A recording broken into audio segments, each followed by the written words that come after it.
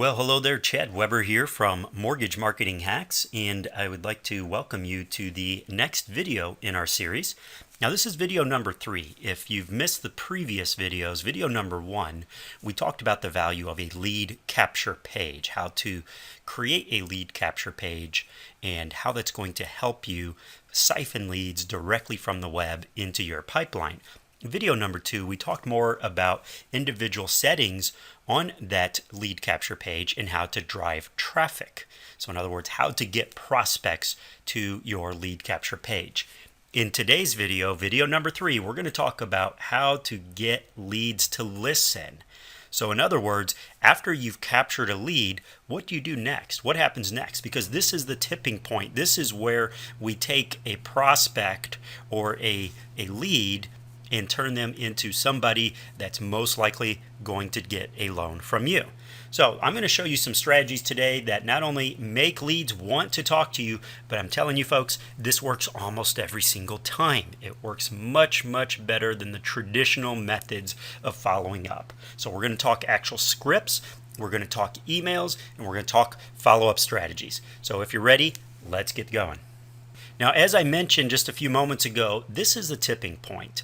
The lead follow-up is where we separate the loan officers who are getting an okay paycheck versus those that are seeing 6 or even 7 figures. Do you want to be a loan officer that's earning 30, 40, 50, maybe even 60,000 a year? Or do you want to be the loan officer earning 200, 250, 300 or more? Well, it's a pretty easy answer to that question, isn't it? And the funny thing is it's roughly the same amount of work, whichever one of those categories you want to fall in. But it's your ability to follow up with the individuals who we know are interested in doing something and convincing them to continue to hear what you have to say. That's really all it is. That's all follow-up is, guys, is verifying the level of interest and then leading them to each additional stage in your sales funnel. You keep their attention, you keep them talking to you, you keep them interested. That's the tipping point. So ultimately, here's the steps in a good follow-up strategy. First of all, you got to get them to respond in a positive manner. So instead of the typical knee-jerk objection, how do we get them to respond favorably or positively to what you have to say? Next, you want to get them to want to hear you out. Not begrudgingly, but hey, you know what? This is interesting. I want to hear what he's going to say next. Because as long as they're wanting to hear the next sentence or the next statement, you've accomplished the goal in baby steps. Just make them want to hear the next statement, then the next statement, and then the next statement, and so forth. And bottom line is your goal is to shift them from thinking about how to get you off the phone to wondering what you're going to say next. So now we're going to shift them from that entire mindset. So this is what we call the pattern disruption phase of follow-up. Get them to stop thinking, I got better things to do than to listen to this loan officer, to going, wow, you know what? This makes a lot of sense. This is important. I better hear him out. Now here's the problem. Here's the really big giant problem, guys. This is the hurdle. This is the brick wall or glass ceiling, if you will, that's limiting most loan officers' incomes, and that's that most loan officers aren't very good at this. And I don't say that lightly. I've worked with thousands and thousands and thousands of loan officers all over the U.S. I've trained my own loan officers. I've handled corporate level training for mortgage companies. And again, I'm telling you, most loan officers aren't good at this.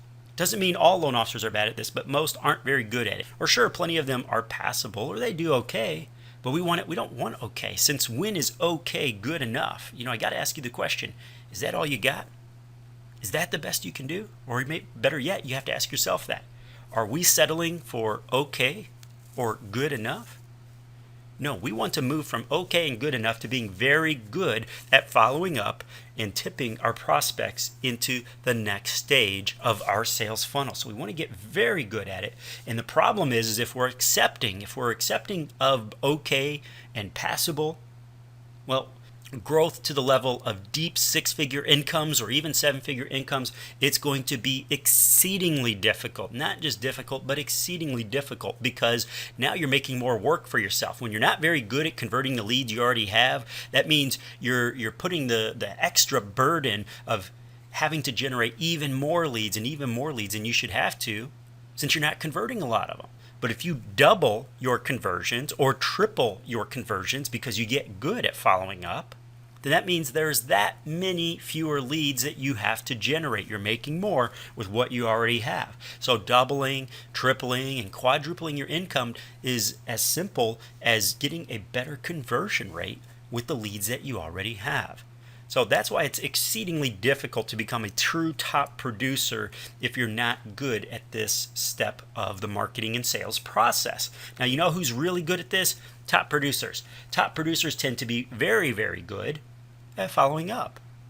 That's one of the big differences. Not only are they getting more leads than the average loan officer, but they're converting even more of them. And that's why you're seeing the loan officers earning $500,000, $750,000, or $1 million plus a year, because they're good at the follow-up. So we're going to talk about how to get good at that follow-up process, okay? So I'm going to give you my strategy, and a strategy I've seen a lot of very successful loan officers use to completely change the mindset of the folks that they're talking to. So we call this the I have bad news for you approach. Now, to set the tone here, the campaign that this specific script was used for was a marketing campaign where a list of homes, a list of low-cost homes was advertised. So once the borrower requested that list of discounted homes, the loan officer would follow up. And here's how it transpired from there. So the first thing that the loan officer does is identify, so we call this the who am I, or who I am, why I'm calling, and then boom, you get right into your script. So once you've identified yourself and told them, hey, I'm the guy that sponsors the discounted homes list that you just requested here in St. Charles. Now, I have some good news for you, and I have some bad news for you. So if you don't mind, I'd like to start off with the bad news first. Is that okay? Now, you may be thinking, well, there's not much to that script, Chad. And that's the idea. See, once somebody calls you up and lets you know that they have good news and bad news for you, what's the obvious point that your brain's going to be focused on from there? Well, you want to know what that good news and bad news is. Well, what the heck? What kind of bad news could this guy have for me? You know, we're naturally curious. What's the good news? What's the bad news? So when somebody tells you, hey, you know what? Here's who I am. Here's why I'm calling. You requested this, and I was getting ready to put your list together. But you know what? I have some good news for you, and I have some bad news for you. So is it okay if I start with the bad news? Okay, sure. Shoot. If nothing else, we're at least going to hear them out just to find out what the bad news is, and then alternatively, what's the good news before we make a decision. So guess what that script has accomplished? It's bought you some time, because if nothing else, they're going to hear you out for the next couple of paragraphs to learn what the good news and bad news is. And this works. If you don't believe me, try it out. Try it out. It works. It buys you time, and it gets them to stop focusing on getting you off the phone, and instead, I want to hear you out. So it works. I want you to start using it. Now, this isn't the only opening line that buys you more time when following up with your prospects. Okay, there's plenty of others. I'm going to give you some alternatives. Here's another one that I like. I ran some numbers for you. So, hey, this is Chad Weber calling from St. Louis Mortgages. Now, I'm the guy that sponsors the How Much Home Can I Afford page that you recently requested more information on. Now, I went back to the office once I got your request, and I started running some numbers for you, and here's what I found. I ran some numbers for you. That sounds very personalized, doesn't it? So essentially what I've done is I've identified myself. I've told them that they're the ones that requested this, number two. And then number three, I'm telling them that I received their request and that I personally went and ran some numbers for them. So now it's kind of hard to throw an objection out there to somebody that you requested something from, and they've already acknowledged that they've done some work on it. So I ran some numbers for you at the office, and here's what I found. So again, they're at least going to hear me out as to what I found. So now it's up to me to keep what I have to say next very interesting and very related to their situation, to their scenario. So again, if you're wondering, well, Chad, where are all these leads coming from? How do I get leads to make these requests from me so that I can use these types of scripts? And well, we covered that in videos number 1 and 2. That's what the lead capture page is for. And that's what video number 2 was talking about with the driving of traffic. So your lead page is the tool that you're going to use to grab that initial interest and capture that lead, and the driving of traffic is what's going to get the folks that are interested in buying or selling a home, or who are going to need a purchase loan, to make that request. But regardless, this script works in almost any scenario. You can modify it to work with whatever your source of leads is now. Now here's another one. Here's what I found approach. Now this one's very similar to the I ran some numbers for you approach. just a teeny tiny slight modification, but again, I'm giving you multiple alternatives so that you can tailor these to your own personal selling style. So once again, it's, hey, this is Chad Weber calling from St. Louis Mortgages, and you know what? I got your request just earlier today on the discounted homes list right here in St. Charles, and I went back to the office to see what sort of homes met your guidelines, and here's what I found. So all we've really done is we've changed the punchline there from I ran some numbers for you to here's what I found. Pick, choose, cherry pick, modify, make this approach your own or something similar to it. But bottom line is, as long as you're abiding by the guiding principles of buying yourself some more time and custom tailoring this to your prospect and making it obvious that, hey, I've already put some work into this for you based on something you requested, it's going to work. Think of it this way. So let's say you're over at a friend's house and you might not really care for the meal that they prepared for you if you're over there for dinner, but you know they put a lot of work into it. You're not going to tell them you don't like it. You're not going to send it back. If nothing else, you're at least going to humor them and eat it. And we're using the exact same concept here of courtesy in the law of reciprocity. When you've acknowledged that you've done some work on something, more people than not are going to feel guilty to just shoot you down right there. So that buys you more time to really build that rapport and earn their business. All right, so sound sales principles. That's what we're applying here. So your goal is to get them to the point of wondering what's next. What are you going to say next? So if you're really wanting to take this concept and run with it, then I'm going to give you some other ideas here as to how you can really develop this follow-up in completely unrelated incidences. Because right now that script works well when somebody's requested something for you, but how do you follow up with folks in just completely cold lead scenarios, or in a much more cold lead scenario? And I call this stage of building your foundation, your follow-up foundation, the what are they already talking about phase. And here's what I mean. Instead of guesswork, instead of trying to guess what sorts of topics and concepts would make for great follow-up with your prospects, why don't we just let them tell us what they want to hear, what they want to talk about? And here's how we do it.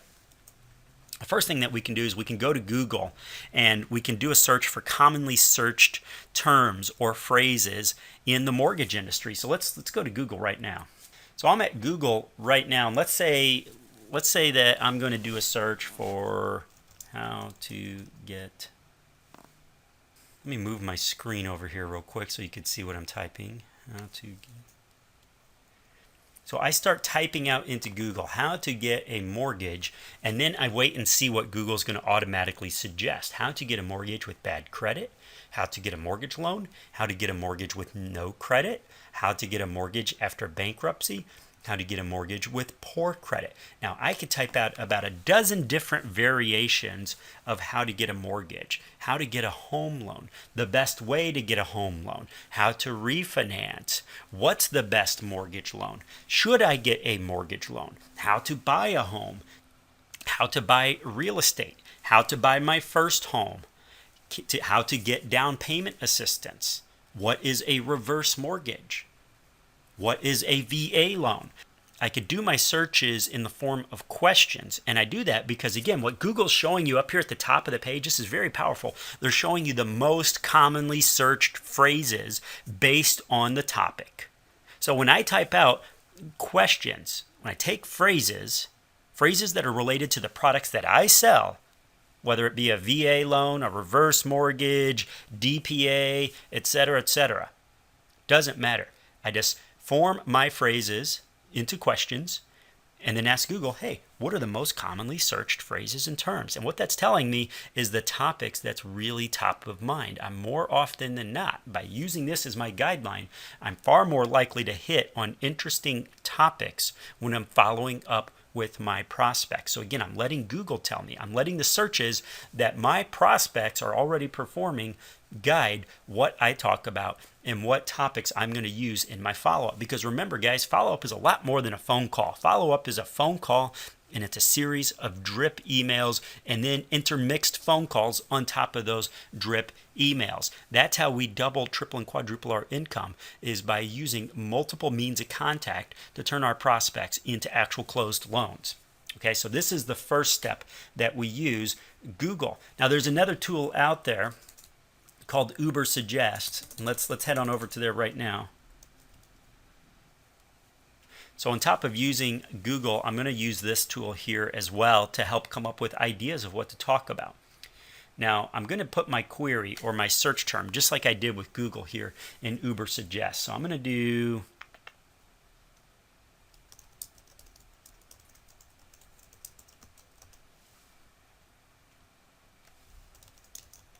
what is the best mortgage loan? I'm going to type out the little CAPTCHA here in this box. I'm going to click the suggest button right here at the bottom. Now, I'm going to give it a moment. So Uber Suggest is out there browsing all the search engines and query strings, and it's going to kick back some really interesting data for me here. So I really, really like this strategy, and I strongly recommend, if you haven't used Uber Suggest before, use it now, guys. You're going to love it. Okay, so I got my results back, and here's exactly what Uber Suggest does. Is it's going to take and it's going to suggest all sorts of different variations in popular search terms, but to a much, much deeper level than we just did at Google. In fact, it's going to alphabetize the suggestions. So I can go by the letter A, B, C, D, and so forth, and just look at all of these suggestions. So I typed out what is the best mortgage loan, and here's what Uber Suggest kicked back. What is the best mortgage loan for first-time buyers? What is the best mortgage loan for me? What is the best mortgage loan company? What is the best mortgage loan type? What is the best mortgage loan for bad credit? What is the best mortgage loan to have? Okay, so those are some of the suggestions, and now here's where it begins to alphabetize. So now I come here to what is the best mortgage loan plus the letter A. What is the best mortgage loan plus the letter B? What is the best mortgage loan plus the letter F? And you can see the suggestions and recommendations that it's making corresponds with the letter that it's adding on. So what it's doing is taking the base keyword search, which is what is the best mortgage loan, and then it's applying all the letters or all the words it can think of that begin with the letter M, O, P, R, T, and so forth, and it goes through alphabetically, and it kicks back the results.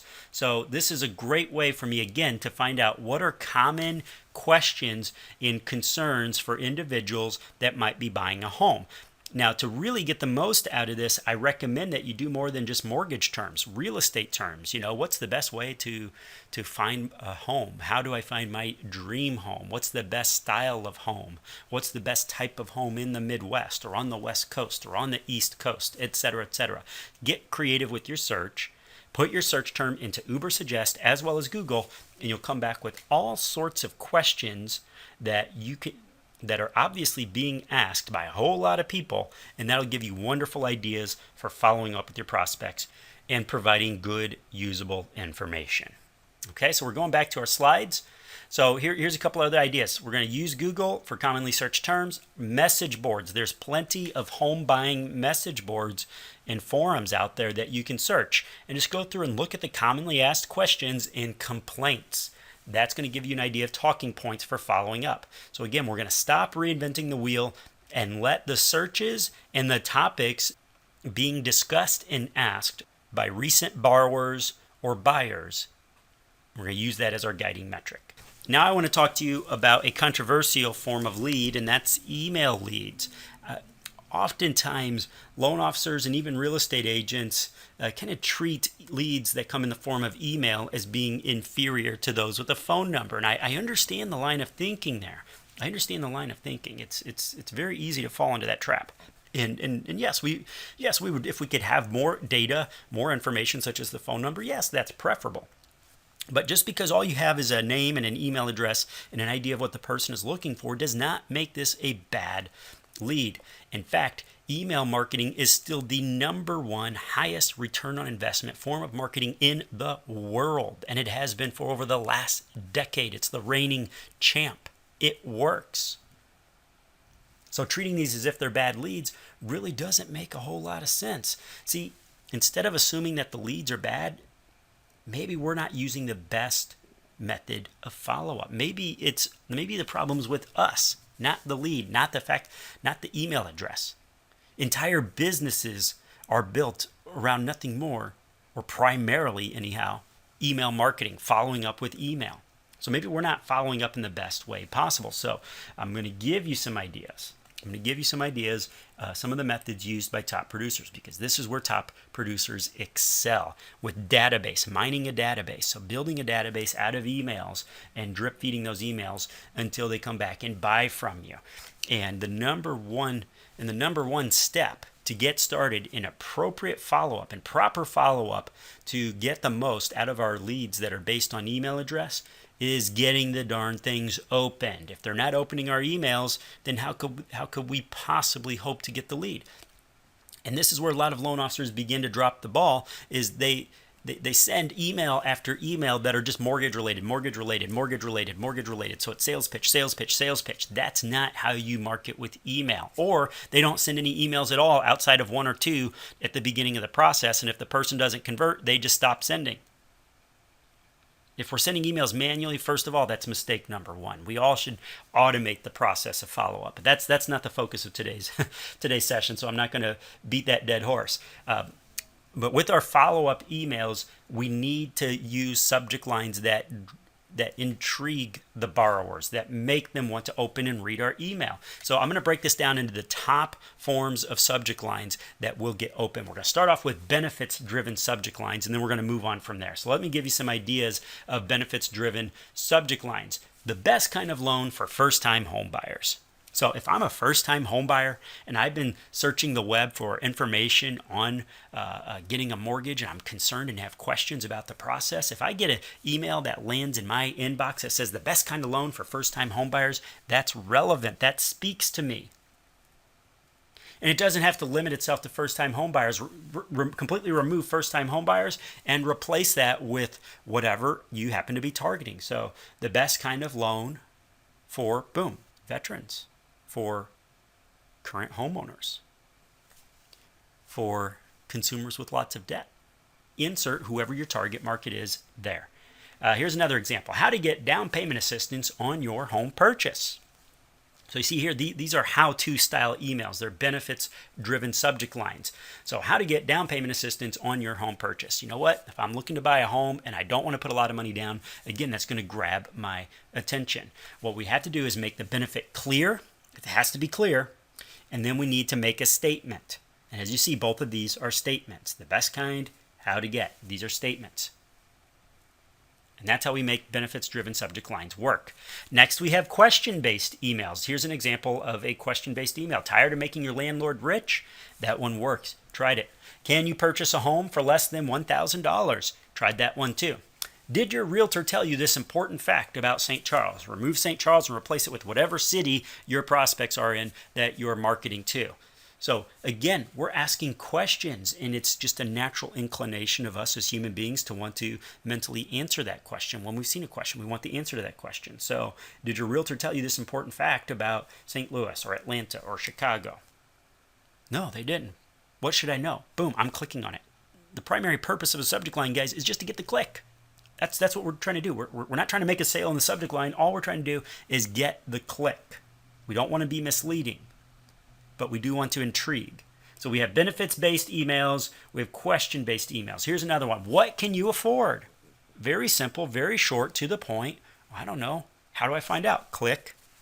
What can you afford? How much home can you afford? Many different variations of that question. How about targeted-driven subject lines? Okay, targeted means we're speaking directly to a group of people. So a group of people that are looking to buy a home in Clayton, or a group of people looking to buy a home in this suburb of Chicago, or whatever the case may be. So here we go. I'm targeting them, and I'm speaking directly to them by putting that common denominator right there in the subject line. St. Louis home buyers. 3 things to know before you buy. So that email is going to go out, boom, blast it out to everybody that's looking to buy a home in St. Louis. Next, St. Louis home sellers. Why selling next month is a terrible idea. What? I was thinking about putting my house on the market. What's so terrible about it? Click. We got the click. Buying a home. Here's what you can afford. So this is a variation of the previous topic. But this time I'm asking a question. Buying a home? Question mark. Here's what you can afford. Why St. Charles is a great place to live. Now see, here's the thing. is, remember how I said that sending mortgage-based emails doesn't work. If it's mortgage, it's not that interesting of a topic. We have to have variations of things to talk about that can still be related to real estate and mortgages, but not dull and boring. So if I know that in my database I had 93 people this past month inquire about buying a home in the St. Charles area, well, then I know that they're considering buying a home in St. Charles area, right? Obvious, duh. So what I'm going to do is I'm going to send an email that intrigues them why St. Charles is a great place to live. I'm reinforcing their decision, or at least their consideration of buying a home in that area. So it's going to get them to open. And now I can talk about something other than mortgages, but now they're still seeing my name, my phone number, and that I'm a loan officer. Oh yeah, that's that chat guy that I talked to 3 weeks ago. That's how I stay top of mind without boring the heck out of them, because mortgages aren't interesting. They're not that interesting. They're necessary, but that doesn't make them that interesting to the average person. They're talking to us because they need our services, not because they think it's fun. So let's hit on other topics other than mortgages, right? So that's why I said, here's why selling next month is a terrible idea. That's not necessarily mortgage related. It's going to be more market related and real estate related. Slightly more interesting. Why St. Charles is a great place to live. Very interesting to me if I'm interested in buying a home in that area. Now I could throw in an, oh, by the way, if you haven't had your credit pulled yet or had your pre-approval done, here's how you get in touch with me. Here's another one. You've got to try these 3 restaurants in Clayton. So do a little research onto maybe Yelp or Chowhound or one of those websites that reviews the top restaurants and make recommendations. If they're not living in that area yet, now you're going to kind of entice them. Oh, wow. I was just thinking about buying a home in Clayton. What are these 3 restaurants? Because I like good food. Good food, very interesting to most people. Or here's 3 fun things to do in Clayton that you've got to do today or you've got to try this month. See how we're taking the lateral approach to following up? It works. We get to be the interesting person again instead of boring them to death with a bunch of mortgage-related topics and hitting them over the head with what they need to do to qualify for a mortgage loan. So my question to you is, does that make sense? Do you see what we've done here? We've found a way to pattern disrupt when we're speaking to somebody verbally on the phone and buy more time to interest them, to intrigue them, to build a little bit of rapport, even if it's on a little basis, even if it just has a small or modest improvement in your conversion rate, that's money in the pocket. You can take that to the bank right now by implementing that strategy, utilizing email appropriately. Let's stop boring our prospects and let's make them want to open our emails. Let's intrigue them. The more emails that they click on, the more they're going to see your name, your phone number, and be reminded, hey, I really got to talk to this guy. Or if nothing else, they'll remember you when they finally do make their decision to make that purchase. Because sometimes that sales cycle can be long. If they don't remember us, how the heck can they use our services? How can they pay you? How can they hire you as their loan officer if they don't remember who the heck you are? This is how you get them to remember, because you're now interesting. You're making suggestions, and you're making interesting suggestions, not just mortgage related. Oh yeah, that chat guy always sends me interesting stuff. I'm going to open his email. Don't you want him thinking about you in that manner? So that's it for today, folks. Quick recommendations before you go. Down below, we got a link, Mortgage Marketing Hacks. Now, if you have not downloaded your free lead capture page, I got the link beneath this video. But I'm also going to remind you guys, if you like these types of tips and suggestions, you can get these every single week from Mortgage Marketing Hacks. It's one of the cheapest marketing tools out there for loan officers. And you can purchase a trial for just $2 if you want this sort of quality suggestions coming in every single week, a new marketing hack. These are short and quick and to the point suggestions and tips and strategies for busy loan officers. They're each 10 to 15 minutes in length, not hour and a half to 2 hour long in-depth trainings. This is for busy folks that want to make constant improvements every single week to their business. A bunch of small improvements leads to a very big improvement, a big jump in your income, in your productivity, in your efficiency as a loan officer. Sales and marketing, guys, that's what pays the bills. Yes, we're loan officers, but in truth, we're salespeople. We're marketers, because you don't eat, you don't get paid if you don't produce, right? So Mortgage Marketing Hacks, $2 trial for 2 weeks. So you'll get the next 2 hacks, just $1 a piece. If you like it, keep it. It's just $37 a month thereafter. If you don't like it, you can cancel. No hard feelings. You won't be charged ever again. So click the link below. to tell me that you like what you see here. It's worth the $2, guys, less than a McDonald's hamburger. All right. So I hope to welcome you aboard the Mortgage Marketing Hacks. And as a bonus, not only are you going to get your free lead capture page that we were just discussing in the previous 2 videos, but we have a live training coming up just for Mortgage Marketing Hacks trial members. All right, so that $2 is also going to get you a really cool live training coming up here very, very soon. I'm not going to tell you the topic just yet. You got to get into Mortgage Marketing Hacks to find out. All right, I'll see you there, guys. Make it a great day. We got one more video coming out to you. If you want to make sure that you do not miss the next video, there's a little lead form over in the top right corner. Put your email in there. I'll make sure to send you a notification when the next video is available. We'll see you there, guys. Bye now.